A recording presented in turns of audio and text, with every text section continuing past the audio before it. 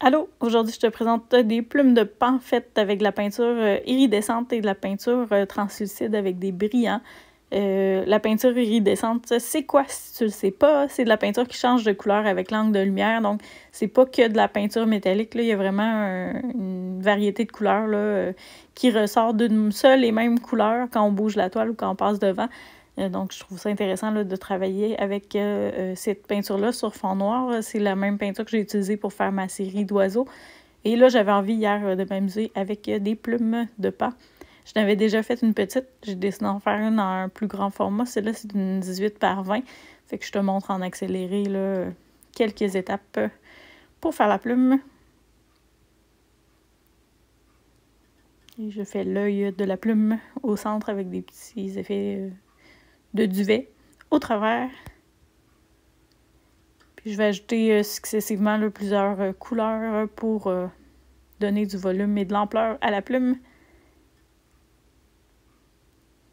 C'est relaxant faire des plumes, c'est le fun de faire ça.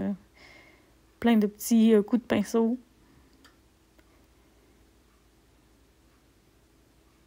Et j'ajoute du turquoise par-dessus mon bleu. Puis je vais ajouter successivement comme ça du or, du jaune, un jaune vert un peu. Puis finalement du mauve et du or. Donc on voit que j'ai sauté quelques étapes dans la vidéo. On voit l'avancement. J'aurais pu la garder juste deux couleurs comme ça. Je trouvais déjà l'effet beau, mais j'avais envie de mettre du or. Et une fois que j'ai mis du or, j'ai eu envie de mettre du mauve. Bref, ça évolue tout le temps. J'avais pas vraiment de ligne directrice. C'est pas pour une commande spéciale, c'était simplement pour m'amuser. J'avais le goût de faire une toile qui serait rapide à faire, mais qui allait me permettre de peindre. Donc c'est un beau projet, pas trop complexe, celui-là.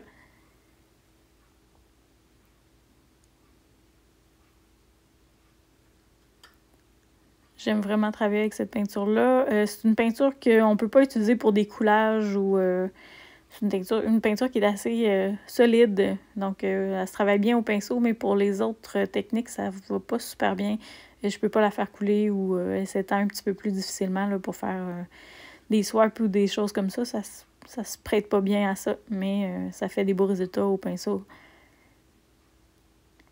Avec un petit effet translucide sur le noir. Je n'ai pas fait vraiment sur des fonds blancs jusqu'à maintenant. Je vais l'essayer, ça va être dans mes prochaines étapes là, avec cette peinture-là. J'explore, j'essaie des choses. Voici le résultat presque fini. Avec les couleurs de base, là, avec la peinture iridescente. Et ensuite, j'ai repassé avec une peinture translucide qui a des brillants pour ajouter un petit peu de légèreté et de texture sur la plume. Donc, j'ai refait toutes les couleurs comme ça là, avec une peinture... translucide et avec des petits brillants de différentes couleurs. Donc, je repassais avec des brillants bleus par-dessus bleu et ainsi de suite. Voici le résultat final avant que ça sèche de la plume. Donc, on voit là qu'il y a un petit peu de noir qui est rajouté par-dessus avec la peinture translucide, mais ça va sécher, ça va s'atténuer. Puis, je vous montre la première que j'avais faite là, avec un pinceau un petit peu plus petit sur un format 8 par 10. Donc, je vous montre l'effet un peu du changement de couleur de la peinture. Là, c'était pas sec. Je vais vous remontrer l'effet séché par la suite. Là, voici. Donc, ma peinture est sèche, mais j'ai rajouté des éclaboussures par-dessus pour faire dynamiser un peu le fond. Je trouvais que c'est tranquille. Donc, ça va sécher. Il va rester des effets de ligne, mais moins de lustré à la fin. Je vous montrerai le résultat sec une prochaine fois dans mon vidéo suivante. Merci de ton écoute et n'hésite pas si je peux t'aider dans tes projets de déco et de peinture, ça va me faire plaisir. Je suis ouverte aussi pour les murales, les commandes estivales en avance parce que ça prend plus de temps. Donc, si jamais tu veux une murale extérieure pour l'été, c'est le temps de me la demander.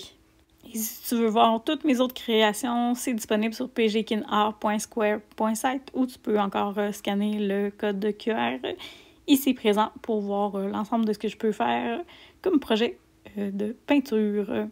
À bientôt!